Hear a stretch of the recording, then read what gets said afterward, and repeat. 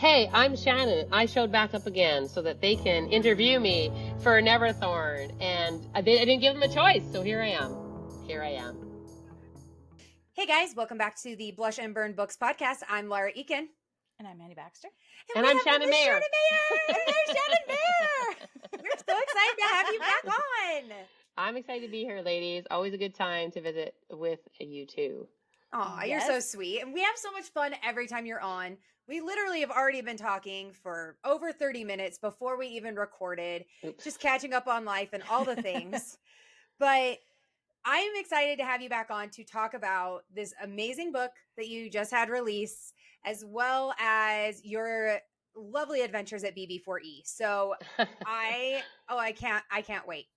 Okay, let's dive in. Let's do Let's it. dive in. Do it. And I think maybe we can even chat about, I think you have a giveaway. You do have a giveaway coming up right now that you're doing. Probably. Half the time I don't know. Honestly, half the time I don't even know what's happening. Well, the TikTok says that you have a giveaway going on with four different authors. Oh yeah, I do have that one. I do know about that one. Honestly, so I know that PMJ, Penguin Michael Joseph, who did the UK side of Neverthorn, also had a giveaway happening. And then we had a giveaway happening at BB4E, which is closed now, but then people are still signing up for it. You know, so there's always lots going on. So when I say probably, it's because there's probably multiples at once, especially around a release. There's always this one I'm excited about because you have some authors on there that I'm pretty excited about, that I think will be kind of fun. Yeah, absolutely. Yeah, so that giveaway. Where do you guys want to start? Where would you like to start today? Okay, let's talk about Neverthorn. Let's jump into Neverthorn literally, first. We just finished it and we obviously fucking loved it. So let's just dive in. I know. Okay. I have to say first, when we got your PR package, I so excited. Died. It was so amazing. I don't know if you've seen our video of us unboxing it. I think so. Annie showed up. Fun. And I said, we're getting in the car. Get in the car now. We're going to the mailbox. It's here. Yeah. And she's like, okay. So she jumps in with me and we bring it back. And you have this adorable freaking letter. The little letter, yep. I love the letter. It comes with a map. It was like my favorite thing in the world. It's very important. Very important. Annie got to keep the arc because I did an order of the special edition. But okay. I didn't know what my house was yet. Okay, well, there's that. I'm not ordering it. And when I saw something where you're like, I'm pausing for a minute because I think you were like had some stuff happening and for the signed edition. Yeah, I think I went to get signed and then it was sold out. Yeah, so we had because the books have to come to me first and then I sign a bunch and then I send them to my warehouse. And so I've got 20, 40, I have another 100 or so that are signed going back to the warehouse right now. So yeah, we had to kind of put a pause on it because we don't want to overdo it, right? Not everybody wants a signed book, all the things. And yeah, you have to go to Neverthorn. Who are those people? I don't know. You have to go to neverthorn.com to find out your house. So you can have your house quiz there and find out which house you are. I did my quiz. Laura did her quiz. She knows who she is. I know who I am. Who are you, Laura? I would like you to guess. I want you to guess as to what house I'm in. I'm gonna say Philanita. Ooh, close. I'm Drakenel. Oh, Drakenel. Based off of the way that so when I did the quiz, it was it would show the picture. And so I knew that a lot of them were Felinita, but they were also Drakenel. And I was like, I wonder which one I'm actually going to pull through on here. Because by the end, I was like, I don't remember all the ones that I actually clicked. Yeah. So I was really, really excited when I took the quiz because there's 7 houses in this book. But before we get into that, tell us a little bit of backstory into this book because I know we talked about it a little bit. We did, but I think you couldn't tell us very much on the last pod. Yeah. I think we were kind of just you were giving us little sprinkles, and I was like, oh my God, I'm excited. I was so I don't know how you keep secrets like that. I think I saw someone the other day who's being an author is like being a secret keeper. So all I you can do is hold secrets. if you gave me a secret and you said, this is my secret, I could hold that forever. That's not a problem. But my own shit is the worst because like, I'm like, oh my God, wait till you see the next book because the next book, I get it. this and this and this happened. And it's so exciting. And this is the problem. But yes, I gave you some little bits and pieces and now we can talk more. We can talk more. So that's good. Yeah. Oh yeah, we can. So yeah. yes. So tell us what inspired it and how it all kind of like came together because you had to sit on it for a while. I know. With it being traditionally published. I know. So I have had this idea for a while about having like an older, mature student going back to their magical academy because I thought a lot about like, you know, when I was younger, I probably would have been sorted into Hufflepuff. I think because I was very quiet, I was very like loved animals and nature and this sort of thing. I feel like Hufflepuff would have been my house. But as an adult, I get sorted into Slytherin every time. It doesn't matter what quiz it is. And it's because I'm very driven. I am very loyal, but I'm pretty fierce. Like I have things about me. The better quality is a Slytherin. I try to think that I'm not the lesser qualities. Yeah. But and I thought a lot about that because I'm like, you know, really what we are as children so often develops and grows and changes. So what would it look like if we were sorted into one house and then got recalled? Would we still be in the same house? Probably not, right? Like, and what would it look like having to go back to a magical school that maybe wasn't great for you? Like, I didn't have a great high school experience. I wouldn't call my, you know, and I was like, I wouldn't want to go back. So that's kind of where it all started was this idea of an older female character having to go back to school for some reason, which I had to come up with. And then why did she have to go back and what does she have to do? But also what would that look like? She's in school now with a bunch of teenagers and she's like, what the fuck, man? Like, this is terrible. Sure. And some of them are still assholes because just because they're a teenager and you're older than them doesn't mean they're not going to be nice to you. No. So like I really played around with a lot of the tropes that like I experienced, like, you know, like I feel like some of the other magic academies are like their academies are like the best place that they ever go and home is terrible, right? So they go to their academy and it's beautiful and wonderful and they have all these adventures and great friends and I'm like, but how many of us actually had that experience in school? This is what I loved about it, though, right? Is that she was constantly trying to find ways to leave. She was like, I don't how do I here. get out? I know why but you know why she's there, right? Yes. So you find out why she's there, and you're like, and it is a reason. It's definitely a good enough reason for her to be there. And then it's like, but how do I get out of it? How do I get out of it? How do I fix it to get out of it? And it's super funny because like I've seen a few reviews where they're like, oh, she seems young still. I'm like, she just doesn't give a fuck. And so this is the thing is like her growth is like throughout the book. But also just because you're 29 and you have trauma, you're not going to always do the mature, quite frankly, you're not always going to do the mature thing just because you're older. No. Sometimes you are going to do the impulsive thing, especially with the way she's got bad anxiety. There is that element of like ADHD. You can kind of see that come through in her, which gives you that impulsivity and those things you do wrong. So I really tried to write her in such a way that was very real. Because, you could tell me I'm going to save the world, but if I don't want to be somewhere and I don't think I can do it, I don't want to be there. Let's find a way out, man. Yeah, but with her character, part of the reason she behaves the way she behaves, though, is because she literally has not been able to trust anyone. I mean, right. Her mom, like really, and I mean, she finds some things out too, right? Where she's like, can I even trust? Can I even trust her? So it's like it starts to be like, okay, like they create this like hardened exterior because of the stuff that they've gone through, and like no one's been there for them.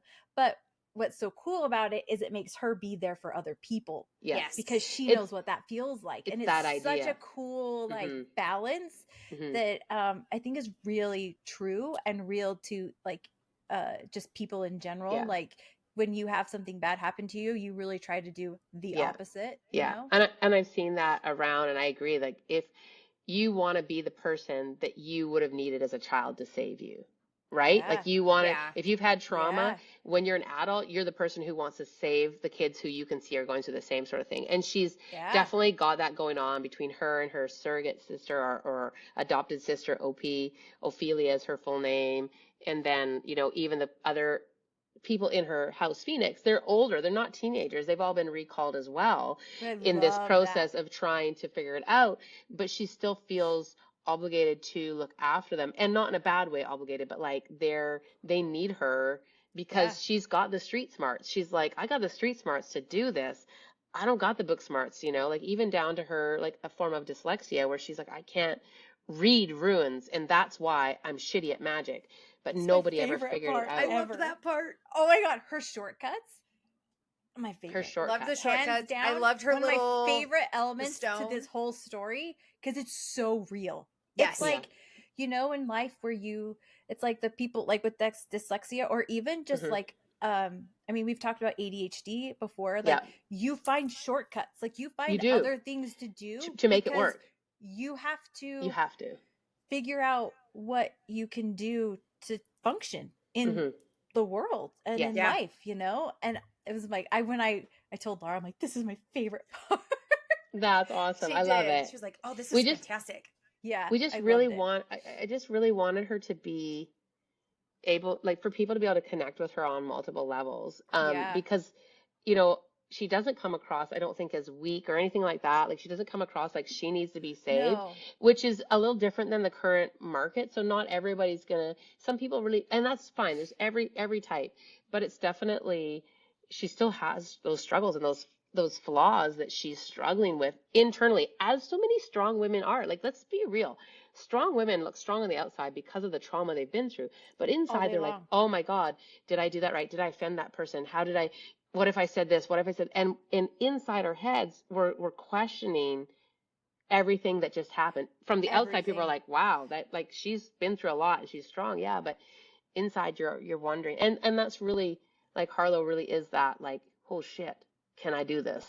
You know? Yes, it's true. Sorry, I looked at my notes. You like glitched out. That was great. Sorry, I clicked out. I was like, I'm like, oh wait, now I went to finish. I went to go say a thought, and you were like, sorry. I know. I thought she was frozen. I gotta be honest. I was like, okay, hang on. Sorry. Oh my gosh. Sorry. You're good. Laura. It's all good. So at this point, moving forward, I do want to leave this little preface. There will be spoilers moving forward. So if you need to like put a pause on this, come back after you read it, or if you're okay with spoilers, totally awesome. Okay, I will say, just before the spoilers, go to neverthorn.com. Yes. And take your house quiz. And I'll tell you this because then you can learn more about the book and the series if this is intriguing to you. There's a talking raccoon. There's a moody professor. There's all sorts of things. Yeah, there's a talking raccoon. It's lots and lots of fun. So go check it out, and then now we'll go into spoilers. Because that was going to be what I was going to bring up is Bandit. Laura I can still have him in the sticker. Dire love of raccoons. When she saw that, I swear to God, she lost her ever-loving mind. I was like, she couldn't even control herself. She was like, that's awesome. She has some raccoon shirt she wears. Like, I have one too now. Like I have once one a week. If I could have a real life pet that is a trash panda, I think I would be happy, elated. I'd be so excited. And I love Bandit.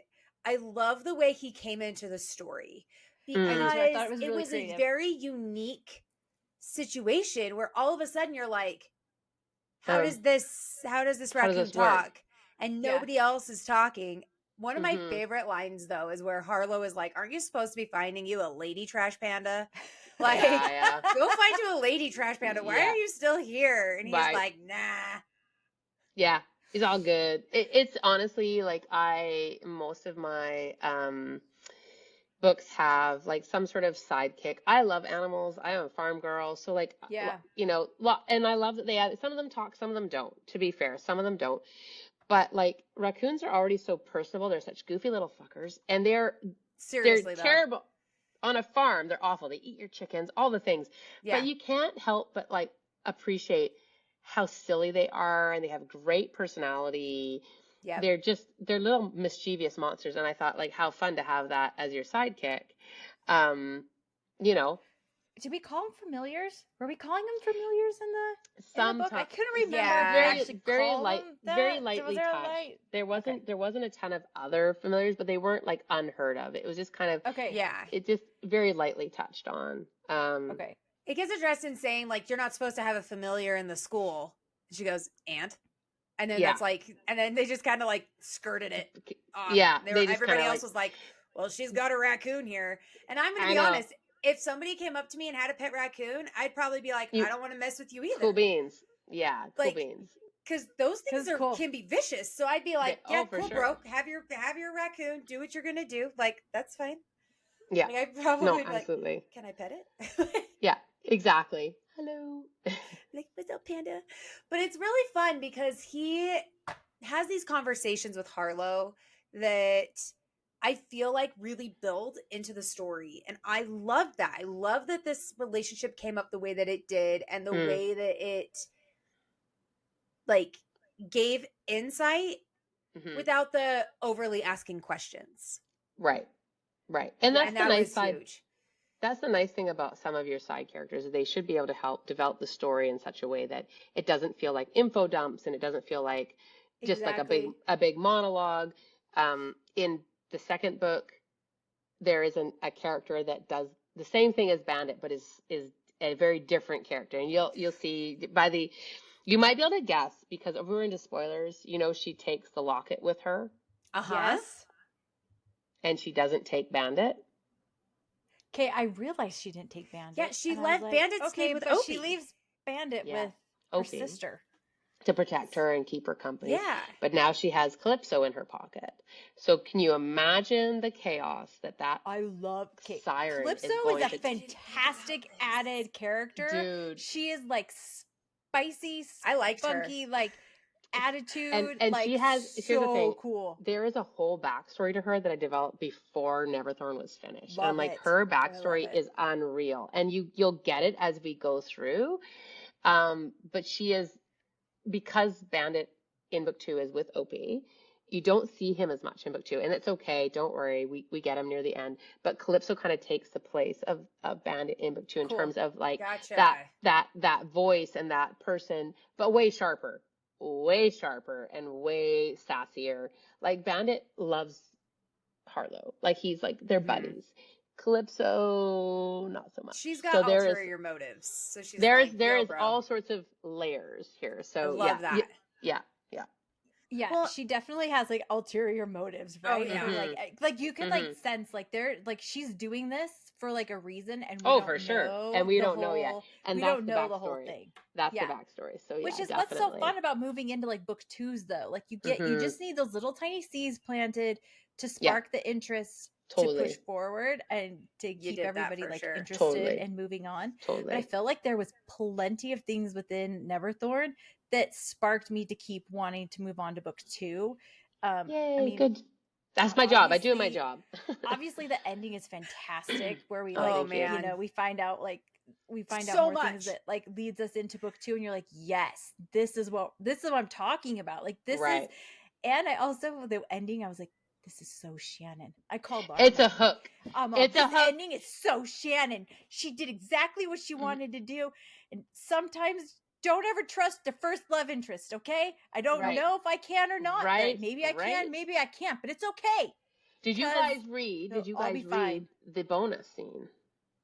Hold on. You didn't get the bonus scene. Hang on. Where is the bonus scene? I feel like we did. A link. Now I gotta look. There's a link it should be in the back of your special edition, or is it in the back of the? We did an arc, and I don't know. That's a good question. I'm not 100% sure on the arc, but there should be in the back of there. There is a link to it's short, but it is Typhon's point of view. And it's Typhon's point of view when she is out cold after Liam is helping her with finding her cork. There's that period where Typhon goes and grabs her. She's out cold. She wakes up and she's in his room. That window of time is what I give you in that point of view. I had to like go through a couple pages. Go back, Laura. I know. I had to go through all the pages of all the books she's written. I'm like, and sorry. page and another. Sorry. I know it's a thing, but and it is in the back of the ebook too. For anybody watching, there, if you've missed it, it is in the ebook. It is linked. It is live.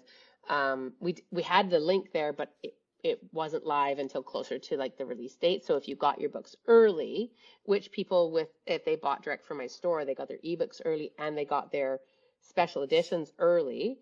I did actually. I think I got my ebook like a day early even. Something? Yeah, it should have been a little early. It should have been about a week early that you could have got it, give or take, week to 10 days. And then the link was live closer to the actual release date because I was trying to hold off. Also, I was still writing it. That's the joy.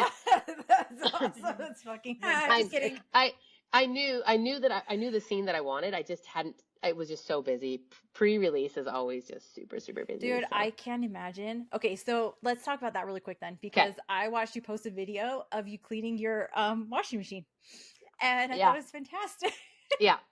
And you're like, I'm so nervous. And I mean, let's talk about what that's like, because this is the first book that you've done with this specific publisher. Is that true? Yeah, so I've published with other publishers before. Right. Like Skyhorse took the paperback rights for the Shadowspell Academy, and my Venom and Vanilla trilogy was through 47 North, which is an Amazon imprint. And I've just done, I've done things here and there. Like I had a print only rights for my Riley Adamson series, but this is the first time I've actually had a new release with a major publishing house outside of the Venom and Vanilla, which, like I say, is 47 North. So it was a different experience, and I had a lot of really, really high hopes for being able to kind of launch at the same time or close to the same time as a publishing house that should also be promoting, lifting, posting, doing the same things. Adding that help. Adding that help. And I think that honestly for what Neverthorn is, I mean, we didn't quite crack the top 100, I was really hoping for that, but it was also a more expensive ebook, and lots of people had pre-ordered and bought the special edition, which is amazing. Like I think we sold out of Waterstones twice. So the UK special edition was through Waterstones. We sold twice out. That is exciting. And we actually had, so that my publisher, my editor, Rebecca, reached out to me. She's like, just want you to know, we're super proud of everything that's happened. She's like, the Sunday bestseller list, which is a UK bestseller list. She's like, you finished in 11th. She's like, you were one spot out from finishing the top 10. But she's like, I need you to understand. She's like, there was a sub box that week. So the sub box is like Fairy Loot. So she's like, if that sub box is always automatically in first place because they have so many subs. It's automatic. So she's like, if it had been a different week, you would have been in the top 10. We don't know where, but you would have been in the top 10. Jeez. And I was like, okay, I'll take that. But that's what we call in the horse world when you're competing. We call that the crying hole because it's one step out of the money. It's one step out of the visibility. So I'm like, okay, so all that means is that for the next book, it's just that much. I got to work that much harder. I think having the build between now and next July when the second book comes out will give us time to really build that fan base of Neverthorn. Yes. So July. So for sure. We've got a date. We've got a month. Yeah. July of 2026 is, it'll probably be late July 2026. Obviously special editions again. So there'll be like a pre-order. There'll be same thing. You guys can pick your houses if you want, that sort of thing. Super excited. Super, super excited. It's going to be, the book is like 95% done. I'm actually doing a read through edit pass right now. And I'm like, oh my God, I forgot how much fun this was because I get busy doing other things and then I get to come back to it and be like, oh, I can't wait. It's so fun. People are going to freak out. So you liked the experience. Like it was a good time. Sorry. Yeah. Circling back to that. Yeah. With that publisher, like you liked it. Like it was worth, I think it was valuable. Like you enjoyed the experience. And that was my whole goal, was to reach new readers. Like my whole goal with everything is to reach new readers, to find that found family, that tribe of people that like what I do and want to be a part of it and get excited when I release something. well, and you get excited, and this is what's so fun is like I feel like sometimes like your excitement is infectious. Yes. So it's like absolutely when you can tell that the author is like so excited to give you what they have, right. like it continues into your fan base, and you have that, and your fans are like, my fans are pretty rabid. You got some pretty good diehards, like yes. Oh, for sure. Diehards. It's and honestly, like I always say, like they're at that BB4E Vancouver, which is I think it's best books forever. I think that's what it stood for, but maybe not. But doesn't matter. BB4E. I actually thought best bitches forever, but that's because of that's how we're here for best that. bitches like that. It was put on by Melissa Teo and Kate Benito, who run the Arcane Society box and Mystic boxes. I did not know that. They did a fantastic job. Absolutely fantastic. And when we were there, like I had readers come up and they're like, I'm so sorry to take so much of your time. I'm like, I'm here for you. I will sign outside. If they shut it down and you want me to come outside, and I'll keep signing. I cannot do what I do. I cannot write these books, make a living without amazing readers who come along for the ride. So I'm like, I'm never going to be like, I'm sorry, my time is up. I'm not signing for you. Never. Like you could stop me on the street and be like, Shannon. That's happening right now, though. It is happening with some authors in the industry. That's something that's happening right now a little bit, where some of our subscription boxes that me and Laura do, they're not coming signed anymore. They're coming with a printed letter with a signature on the bottom of it, because they don't, which to an extent I understand, because I'm sure they have like these big runs that are 5,000 to 10,000 books, like, but I do think that sometimes it is appreciated. Maybe you can spread those pages out to I'm doing 100 today and 100 the next day. And it depends too. Like there are some authors that have some physical issues, like with joint, and I totally get that. And no, I get it too. But I definitely think that even just at an event, they asked me if I had a signing limit. I said no. I'll sign whatever. If somebody brings me 20 books and they're that fan who brought me 20 books, I'll sign every fucking piece of those 20 books. Because they have 20 of your books. Right, exactly. Yeah. That means they're so like, and like as we had like super fans come up, because we could tell based on like cover art, even some of my older cover art from like Riley Adamson, they bring it up. We would give them additional stuff because I'm like, you've been with me for 10, 12 years. I know because that cover was from 12 years ago. So yes, here's some extra swag. Here's like, a discount, whatever, because the reality is I legit, as much as I love what I do and I'm lucky to have this as a job, I cannot do it without readers. I cannot do it without, I can do it without publishers. I'm grateful for the publisher I have for this book and series, but I can do it without publishers. I can even do it, on my own without my PAs, but I cannot do it without my readers. Yeah. So. Yeah, I think that's true, especially like that's when they start spreading things too, like when they go to their book club, right? And someone's like, I don't know what to read. I'm in a slump. And like, oh, you know what you should try? Exactly. Like, those are what your diehards do for you. Yeah, totally. And then now someone gets opened back up to it and they're like, oh, I like this. Now they go back down the rabbit hole and they start at the beginning. Like, and that's just it. That's what lots of people have never read me before, which is interesting because in the indie world, when it comes to urban fantasy, I've been around for a while, so I'm well known. But the thing is urban fantasy, romantasy, paranormal romance, it's all kind of turned into this, ball of jelly. And like, where do you find the books? Like, it's just so many more readers. And so like, one of the things I'm trying to coin with some of my friends is contemporary romantasy. That's what urban fantasy is contemporary romantasy. Yeah. So like, let's do that because if you say urban fantasy, I don't know what that is. It's contemporary romantasy. It is romantasy 100%. Set with, right? Because 100%. Yeah. So they find one book like Neverthorn, and then they're like, oh, what else have you got? Oh shit, she's got a backlist of like 100 books. Literally though, you do. Have fun. No, really. Have fun. Maybe that's be ever in your favor. Here you go. On the last pod, I watched. Laura had a couple clips that she went back in and found a couple fun clips to post up because last week we didn't we didn't make our pod last all week. good. And so Laura posted up a couple of like older clips that we had, and Laura's like, do you remember how many books you have? And like Laura actually like manually went in and like looked up like how many books you had read. I think it was like 85 or something like that. No, it was 92. I found 92. Oh, was it 92? Okay. But okay, so here's something I want to address too. You pump out books so fast. And that was at the beginning of the year that we talked. Yeah. And you've had multiple come out since then. At least 4. Minimum 4. Because you had your the vampire series, I can't remember, Consumed by Fate. Yeah. Is that what it was? Oh. So that one had just come out when we last talked. Then you have Inked in Ashes. Inked in Onyx, and Neverthorn. And then you have another one coming out, which is the Emerald one at the end of the year. Inked in Emerald in September. Ink in Emerald. And then do you have more coming out after that? Possibly. I have a trilogy that I will be working on once Neverthorn is off to the. This is amazing. Because the thing is that I feel like there are times in the industry where you got to make hay while the sun shines. The sun is shining right now if you're writing a certain. No, it really is.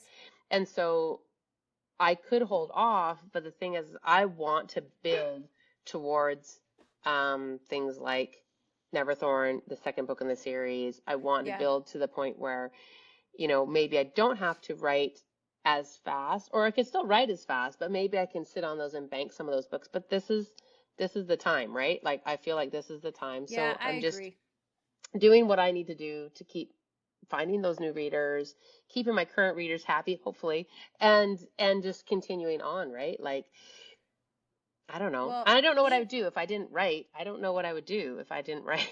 Yeah. Well, you just know what you like to do. Yeah. Inked in Ashes one book club for us. So nice. We every month we have a local book club out by Laura, and we meet once a month, and we've adjusted the way we pick our books. We get a fishbowl, and everybody has to put in 4 books that is on their coming up TBR. Sure. So not necessarily ones they've past read. Maybe, I mean, I know unless you loved it. Unless you loved it. And you want to talk about it, and you really want to talk about it with other people. But the idea is that we're all putting in books that we are excited to read. Yeah. And then we pull out. So, and by the time we're done, I mean, sometimes we get 20 people. Right. Book club. And so we have this huge pot, and we stir it up. We pull 4 books out. They go up on a poll, and we pick the first book, and then the second book that's number 2 we call it a side quest. Sure. So it's like if other people want to read more, they read more. And Inked in Ashes became our side quest. So and it book clubs tonight, so we get to talk about it. I'm really excited about it. Nice. That's exciting. Yeah. That was a fun one to work on, and to do the mishmash of the fairy tales, and I love very unique. I love the FMC in that one. She's like one of my favorites. So she's just, I don't know. She's fun and quippy and spicy, and honestly, it's more of a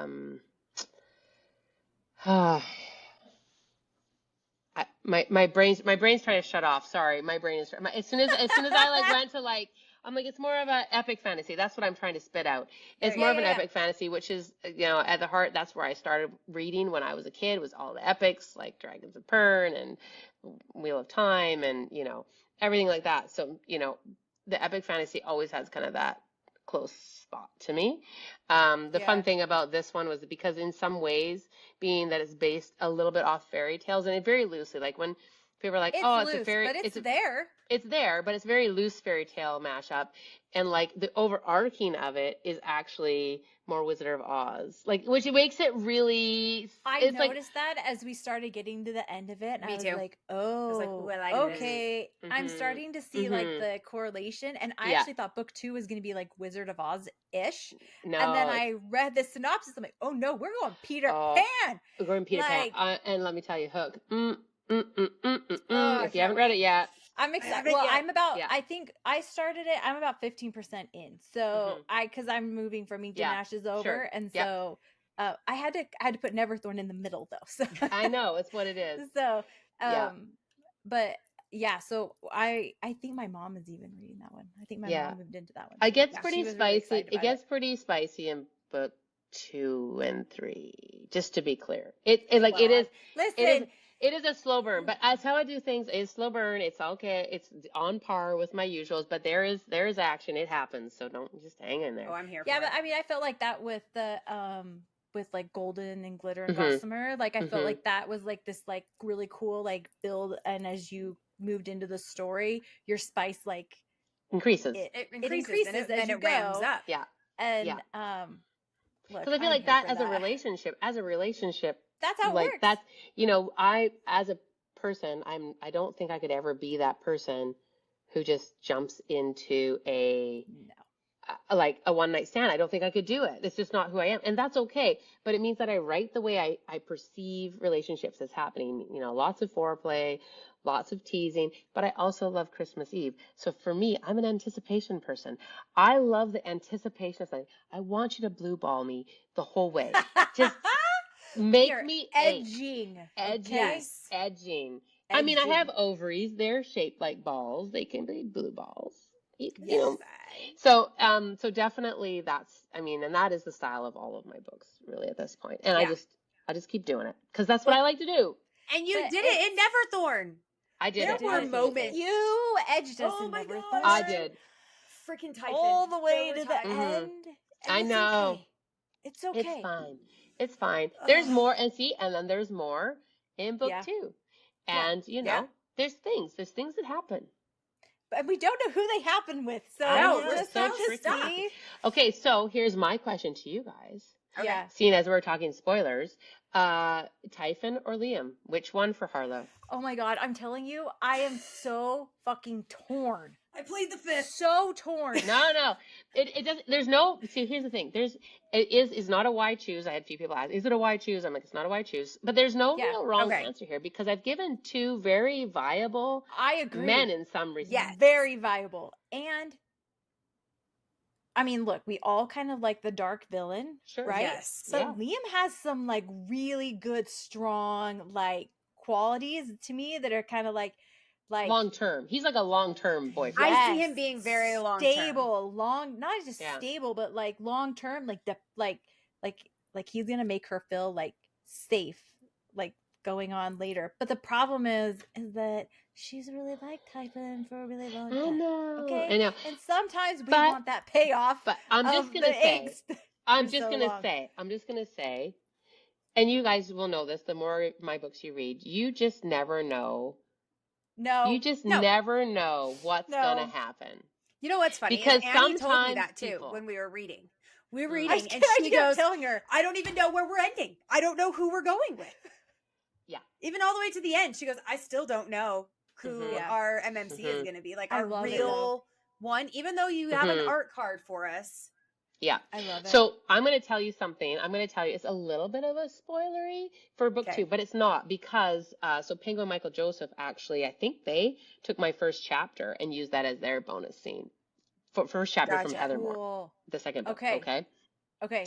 There is a line in that first chapter, so I feel like I can give it to you because it's out there. Someone will see it. She actually references Typhon and his ability. He's a draw. She's like, he's basically a vampire. She's like, he can siphon magic. I did read that part. And I'm like, he's basically a vampire. He can't. He has to. He has to. But he can't draw. help it, right? Like that's not my to whole. some I was degree. like, he can't really help it because that's like his quirk. By the way, let's talk about that really quick. Okay, love quirk. that. A quirk. I love the quirk. Like, come on. Like that is like so cool. It's like what's your like. I will give props to one of my besties, Christine Bell.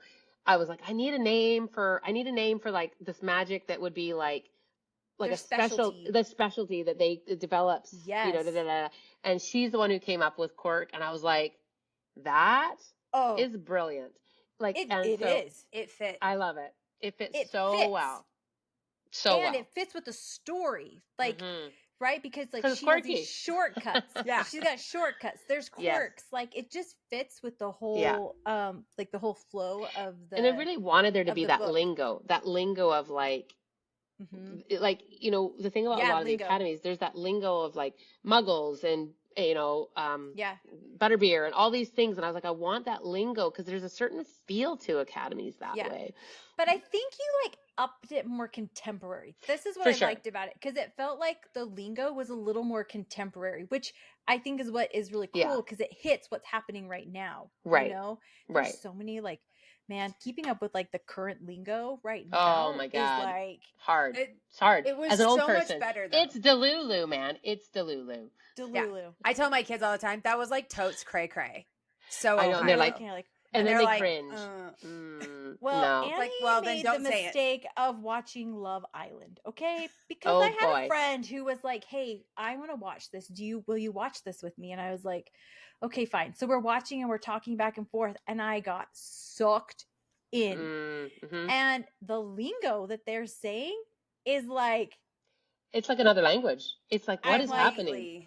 Whoa, they're saying helly, there's so many different words that they're using that I'm like, okay, I either need to just be no, I know who I am, I'm going to talk how I want, or I need to up my game and figure this all out and add it to my repertoire. But I don't know if I have that ability. I don't know. I think I'm through and through a 90s girl. You've heard me say it multiple times, cool beans, and I'm like, I recognize that is not cool beans anymore. It ages us, but guess what? But whatever. Every once in a while, I like Delulu. I think that's funny because I like the way it feels in my mouth. That's the reality. Is my ADHD is I like how this feels. I like that. Delulu. There's a few others that I joke around using, but I'm they're not actually part of my lingo because I can't. I love saying fucking hell. And then every time you put it in a book, it just makes my heart sing. I know. Because you use it too. And I'm fucking check. Yeah. That. So there's the other thing. What did you guys think of the rune gag? Because my mother, who's Mormon, by the way, absolutely loved the fact that they could not swear for most of the time. She's like, oh, I just love it. It's so funny. And I'm like, it was meant to be funny. It was not meant to, but it adds another element. I only saw one review. They were like, oh, that bothered me because she could swear inside her head. She'd be like, fuck, inside her head, but she couldn't say it. But then it read different? Well, because she said it out. Yeah, sometimes she would slide back and forth. A couple times. Mm-hmm. But because she went to say it and she goes, I can't even think it. What is happening? It's like that, every once in a while, she kind of could work around it, if that makes sense. When it was a really intense moment. Same thing kind of in book 2. She's like, are you serious? This rune gag followed me. Fruck off. She's follows her. Fruck off. So, but I do think sticker that says fruck off. But I think this is something we need. I'm still developing. I'm still developing that story too. But I actually feel like some of it is when you've done something, it's a habit. You've done it for so long. And if you come from any sort of a religious background, I wasn't allowed to swear. So it was, oh, sugar. No. Oh, sugar. Oh, shoot. Yep. Oh, dang. Oh, there was words and I still occasionally pop out with them. So this is kind of the feel of it is is it actually the rune gag? Maybe somewhat, but also maybe some of it is that for 6-8 months, she literally couldn't say it. Yeah. Yeah. Not to say it. Yeah. So anyways. Fun times. Anyone ever hears Annie say, geez, it's because I'm catching myself because I'm saying Jesus. And I'm saying, and it's and I know who my crowd is. And I'm like, jeez. And then you hear it. You hear her then catch you're herself. like, oh, Annie actually was she caught herself. Yeah. She's doing pretty good. That means I'm doing pretty good. Yeah. Funny. My kids now are like, let Annie say what she wants. And I'm like, she can always say what she wants. But yeah, my little guy, I say my little guy, he's 10, but he'll be like, we'll be in the car and Annie will say fuck. And all of a sudden he'll be like, hi, Annie. And she goes, oh crap, I'm on speaker. And I have to be told when I'm on speakerphone. I always just say, we got little ears that can hear. Yeah, that's because I'm respectful of that 100%. Totally, yeah, me too. All day long. Totally, it's just not part of my common tongue. Yeah, totally. And then when I'm like, oh, you're on speaker in the car, and she goes, hey guys, sorry about that. And I know. My young one will be like, say it again. Say it again. Yeah. No, it's all good. Yeah. Okay, so we've talked about Neverthorn. I didn't get to talk about the rune gag yet.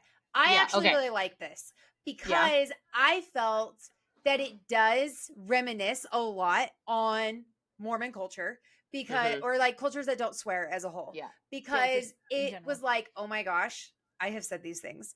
Oh my gosh, I have done this before. And then I liked how like they were trying out words at first and then it became repetitive of the certain ones because everybody knew. Like it was like a consensus was made. Like you're gonna kiss me in the asterisk. Yeah. Asterisk is there. Yeah. Don't be a bench. Yeah. Don't be a bench. Yeah. I liked that a lot. Fun. Well, that's good because I mean it was meant to be fun, but it was also meant to like again to kind of put her in her place. Like with all of House Phoenix that she's in, it's really meant to be like they're still trying to hold them down, even though they need them to rise to face the dangers. They really are still trying to keep control and reins on them, and you can't do both. You either let someone rise or you hold them down. That in between is really, really not you something felt in the book, which was so cool. Which is, but it's that really cool struggle, right? Of like, of kind of breaking outside of those like boundaries boxes and that people are trying to put you in. And I also really love this idea of like that they were put in the wrong house on purpose and on purpose, and it opened up this whole new storyline, right? It just opened up that plot like so much more where you're like, oh, and I actually did not see that coming. I didn't either at all. So I thought that was so cool. It just came out and you were like, holy shit. This makes sense. Holy shit. Yeah, holy shit. But there was also another thing that I found interesting is when they have their bracers on and Typhon is like, I'm going to put these runes on you so it doesn't enable your magic. Because now knowing what I know, I have a question. Was it him actually siphoning the magic or was it actually Tarquinius doing it with the house shift? I've been thinking about this the last 2 days because with them being a draw, it's like there's which so one at the was end it? Of the end of the book, of course, we don't know, and that was left that I can tell you because the first chapter of the second book, which is titled Heathermore. So if you guys know, Heathermore is the sister school.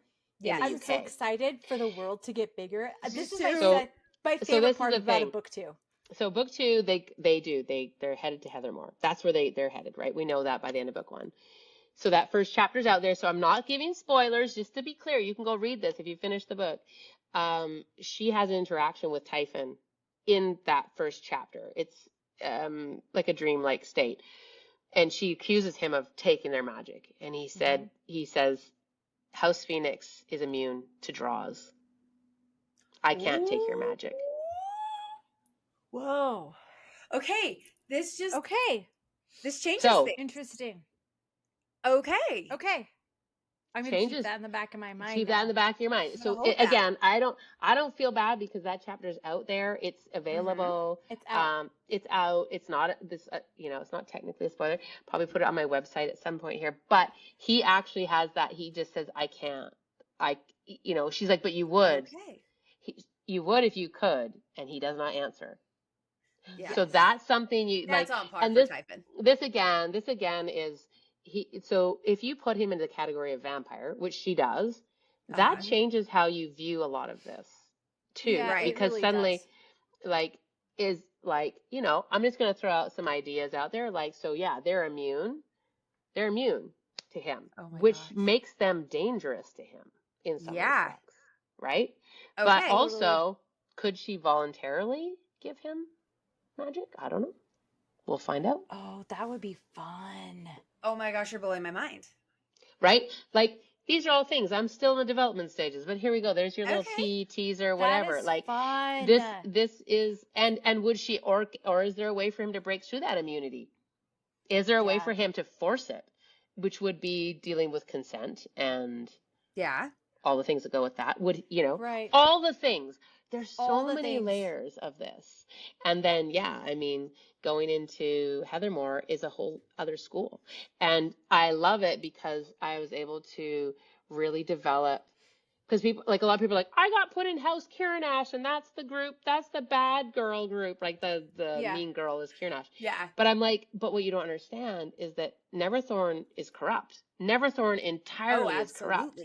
Yeah. So what does a school look like that's not corrupt? So when you go to Heathermore, you see the houses as they were meant to be, and they are all awesome. So when I tell people, I'm like, doesn't matter what house you got, you're a fucking badass. They're all awesome. Cool. But not if you're in Neverthorn, but in Heathermore. Just wait for it.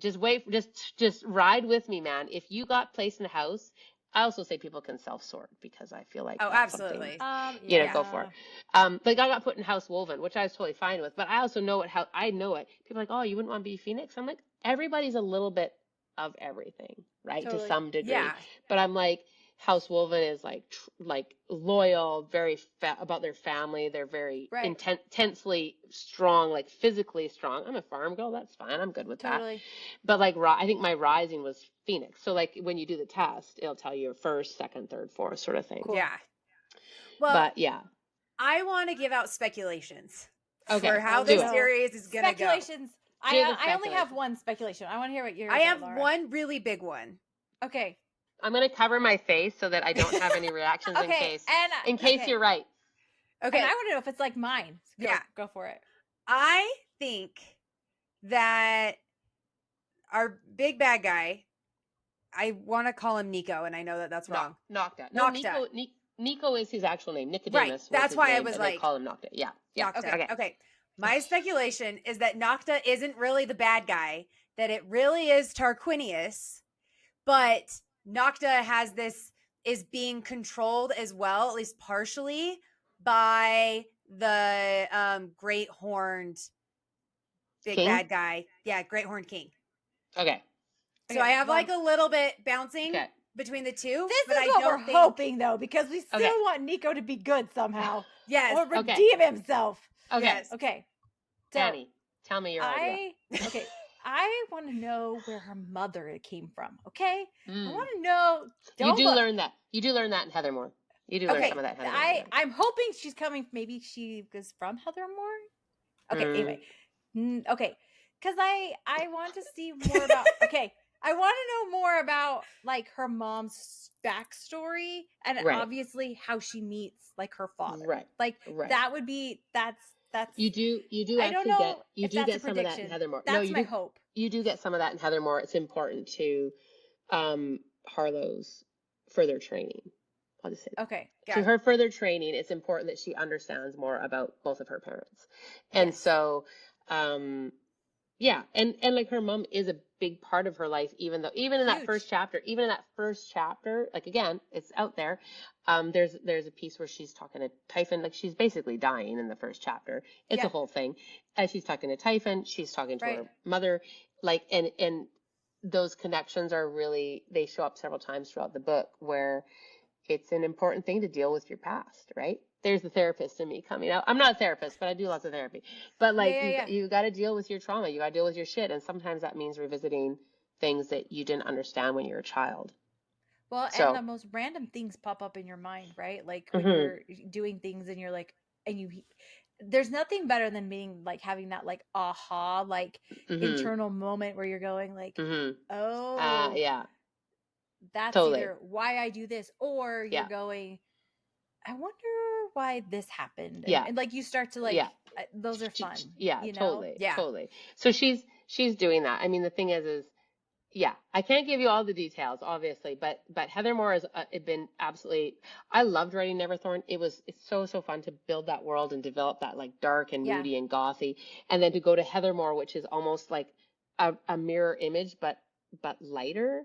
And you'll see, like, do you have to do new world building then when you do that? Not really, because I still have the magic system in play. I still have the houses are the same. Right. The you have new characters, which you would have in any book too. Right. And a lot of the features of Neverthorn and how it's hidden and whatnot, Heathermore is the same. It's just a different locale. It's just a different locale. So it's not the heavy world building. The third book might be heavier world building, but that's all I can say about that. I'll let you guys mull that over. We're gonna do a cover reveal for Heathermore and a blurb reveal August 23rd. If you want to mark that on your calendar. Everybody watch out for August 23rd. So, yeah, I'm pretty excited about that. Like I love Neverthorn. It's so dark and gothy and moody, which is such a big part of my heart. And Heathermore's cover is so fucking beautiful. It is gorgeous, and it's so, I love, like I say, the dichotomy of the two of them. It's just, they're so perfect together. Cool. I love Neverthorn's cover. So, I do too. I love this, like, these deep colors. This blue. I love blue. Like, blue is probably one of my favorite colors. So whenever I'm like, special and the edition, red blue cover, the pop, it pops so good. Yeah, no, I love it. Well, now I'm super excited to see Heathermore's and to see how it like all comes together. So excited for that. So excited for this next, really cool. Like, little drop. So as you're going through this, and now you've teamed up with other authors, to do these giveaways. You're doing a big one right now. That's with Helen Schuer. And Elise Kova and Jamin Eve. How do you guys go about like deciding like all these things where everybody's books kind of just came out really close together and you're like, let's do it. Yeah, so I reached out. So Jamin and Elise both had been indie before, and I believe Helen as well. I'm not 100% on that, to be honest. Like, I was like, but all four of us had done well as indies, I believe, like I say, and I was like, we're all publishing this same summer, essentially. Like, me and Elise literally published on the same day, July 22nd. I think Helen's next book is her book is within the next week or so. Like, it's within a couple of weeks here, early August. And then Jamin's in September. And I was like, no, they're not all in the same day. They're not in the same month, but they're close enough that we should be able to help boost each other via some giveaways. And then not only that, all four are Academy. All four are Academy, which is wild. So like me and Jamin did more like contemporary romantasy. They're more urban fantasy. They're real world academies. And then Elise and Helen. Now Helen's is her second book, but it's still in there, and they're both more epic fantasy feel. So I'm like, this is perfect. Like, let's go. Like, let's throw it down. So we decided to do the giveaway.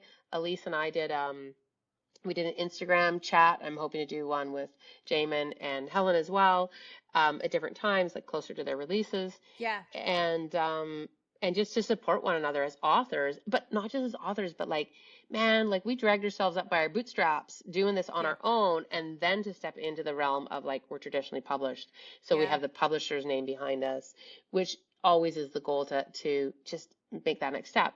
So it was an easy decision on my part to say, hey, like, do you ladies want to work together? And same for them. They're like, yes, absolutely, let's do it.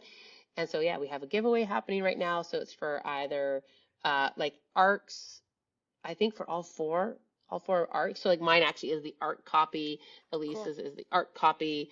Helen and Jamin's art copy. So yeah, I'm excited for that as always. Like, you know, authors supporting authors is huge, and they're great authors, so it's easy to do. Like, it's an easy thing to say, I can put my name on this. So perfect for people like me who like, I'm going, oh, I know who Elise Kova is. I actually bought her Arcana Academy. Hey kitty cat. Somebody heard you talking. I bought that one. I bought that one actually back in December. Nice. It just barely came. Nice. So but I didn't realize that Jamin has one coming out, and Helen. So now it's like, oh, now I get to see that those two are coming out. And I'm like, oh, I'm going to add those in because those look like something that I would like. Right. So I think it just helps.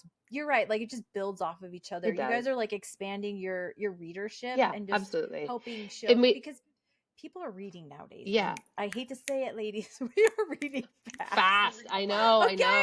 These people who listen to audiobooks at like 1.5 or 2 times the speed, I'm like, oh shit, they're gonna get through a book a day, maybe 2. Yeah, see, you're the problem. No, I'm kidding. I know. It's definitely like I've known Elise. I think we figured out it was like 2000 17 or 18. We met at Utopia in Nashville.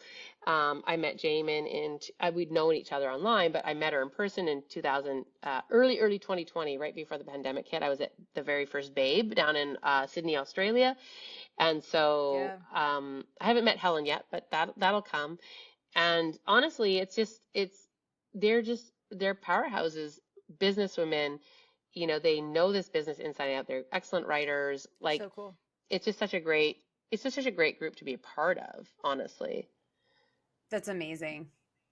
I love it. It's been around for a minute, right? Like, Jamin's got a pretty decent, she's got a pretty decent lineup of books. I think Jamin's been around maybe as long as I have. Like, I was 2011. I feel like she was right around there, 2011, 2012. And Elise, I'm terrible. I know I've known them since certain dates, right? And that's kind of like as far as I can get. Yeah. Unless you want me Googling it. Excuse me. I know. I think I might have a couple of Jamin Eve mass paperbacks, actually. Mm-hmm. Yeah. I love her Rejected series. Rejected. Yes. It was so fun. I just read those earlier this year. I did her whole, I did the first part of the trilogy. Yeah. Very, very fun. And loved it. And it was super fun. And I liked the way that she does her spin on things. But I just think it's amazing. I love watching authors come together because it may be somebody that I've never seen before. So I love seeing how these other authors are coming together and being like, hey, I'm doing this giveaway with this person, or hey, check out my friend, they wrote this. And I'm like, oh, I love this, because I love being able to see like, not only like who you endorse, but like people that you know and that you've worked with. But you are endorsing them to an extent, though. Like you're like saying like, and it's like, if you trust Shannon, do you know what I mean? Exactly. And it's like, exactly. And it's why you're literally saying like, this is someone that I think is worth your time, because reading is someone's time. It is, like, and your money, time and money. I'm saying this, and honestly, it's the same thing with like, you know, author blurbs. Like Stacia Stark read Neverthorn and gave me a blurb, which was amazing. I really appreciated it. Dorinda Jones did, like K.F. Breen, C.N. Crawford, like a bunch of my author buddies who, they have their own fan bases. So when they give an author blurb, it means something to their readers. Right? Like if Stacia Stark's readers saw that, they'd be like, oh, I've never read Shannon before, but I like Stacia, so I'm going to grab this book. It is a big 100%. Deal. Yeah, it is. It is. Yeah. 100%. Well, and I love it all. I'm here for all the authors. Just all of them. Come on. Come to me. I want to read you all. I can listen, though. I'm a 1.5 listener. That's right. So. That's right. We all have our roles in life. In life. People always say, what are you reading right now? I'm like, I go through binge stages where I'll read like a whole series for like 2 or 3 weeks, and then I get back to writing, and then I might not do that again for another 6 or 8 months, because it's just time. Are you reading something right now? Are you dabbling right now? I wish that I could say yes for sure. I did buy some more books. Hey, listen. I bought R.F. Kuang's The Poppy Wars. My room. Oh, it's Academy. Hey. I didn't know it was Academy. I didn't realize it was Academy. And I got special editions everywhere. Do I have it? It was like in our chapters. Like, so chapters is like our Barnes and Noble here in Canada, and it was like a special edition with like fire on the edges on one and then ice on the edges of the other. Cool. So I got the first 2 books and snagged them, and it sounds really good. Like it almost feels when I read it, I was like, it's a little bit like Mulan, a little bit like Academy, more magic, obviously, and so I'm very excited to read it. I have Spellcaster as well. Cool. No, Spellcaster's, wait, Spellcaster's coming. Arcana Academy is the one I have. Gotcha. So I'm diving into that here in a couple of days. Like I'm chomping at the bit. I am, just because I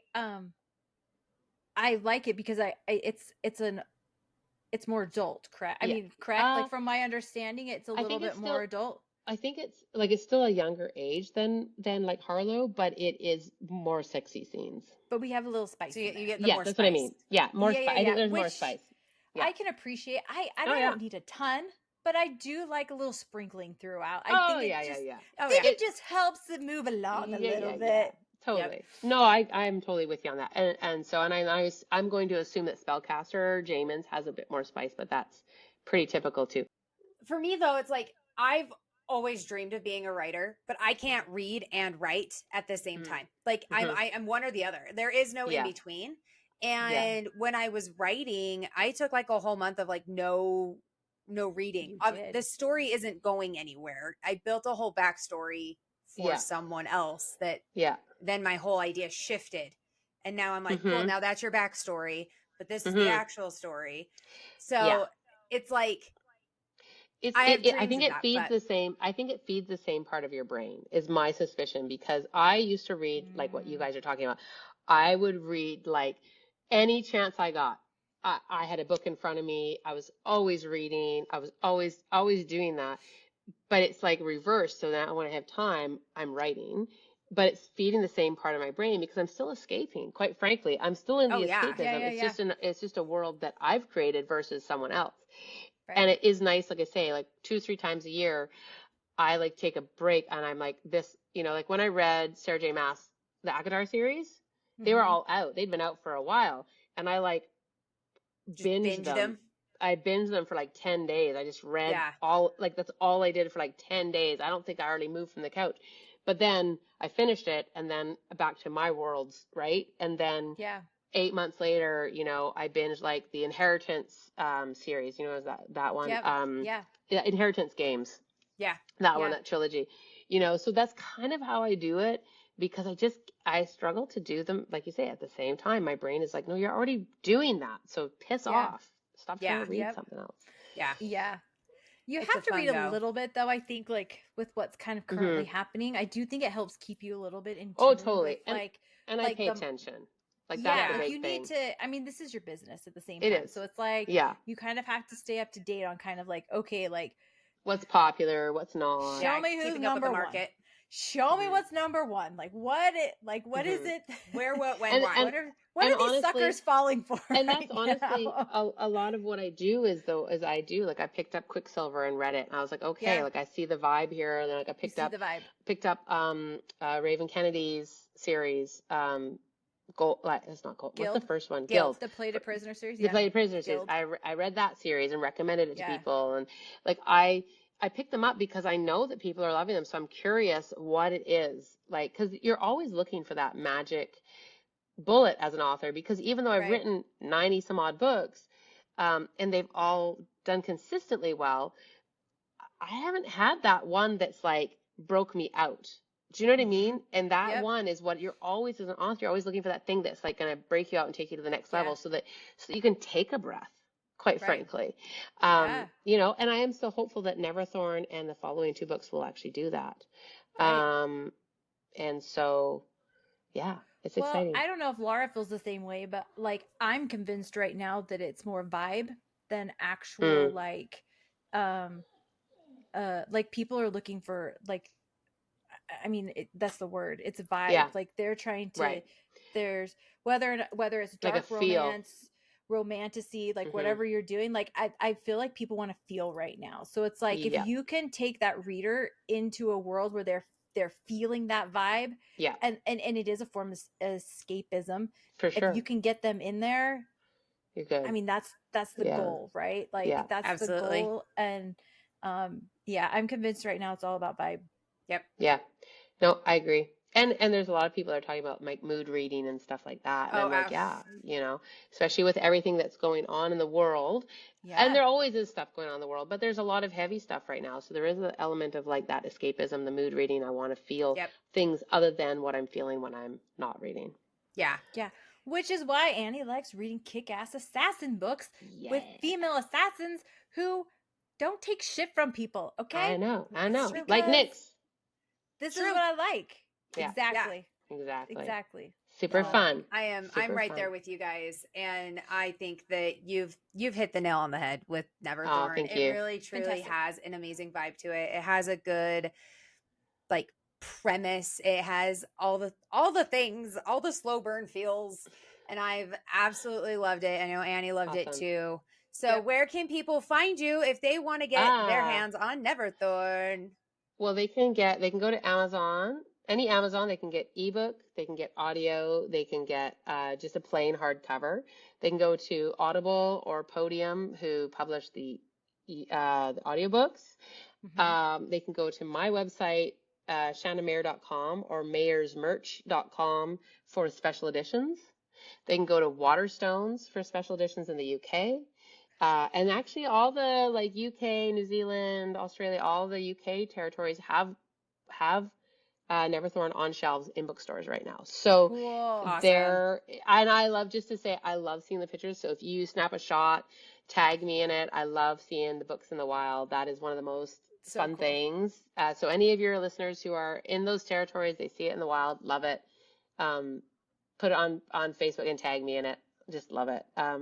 So yeah, lots of places, depending on what you want: ebook, audio, hardback, paperback. People keep asking paperback. Paperback won't come out till like January.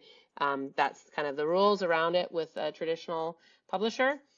We have to wait, give the hardback a chance to sell. Me and Laura don't have a problem with that. We call ourselves hardback hoes. Nice. We do like them. And if you want to dive into the realm of like background stuff and more information on Neverthorn, you can go to neverthorn.com.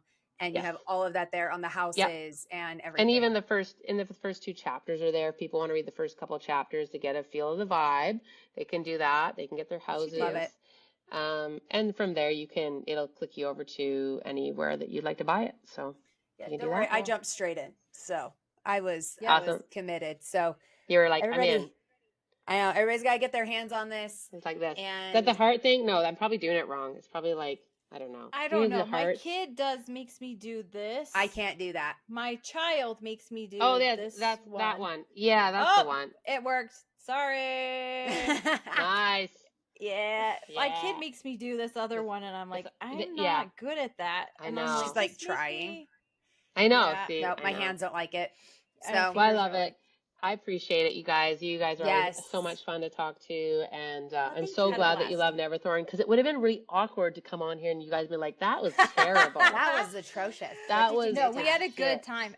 We always love co-reading books too when we do books, because it's so much fun, because we're kind of try and stay in the same realm, and we just go back and forth and like chit chat and stuff about like what we think is happening, and this one was perfect for that.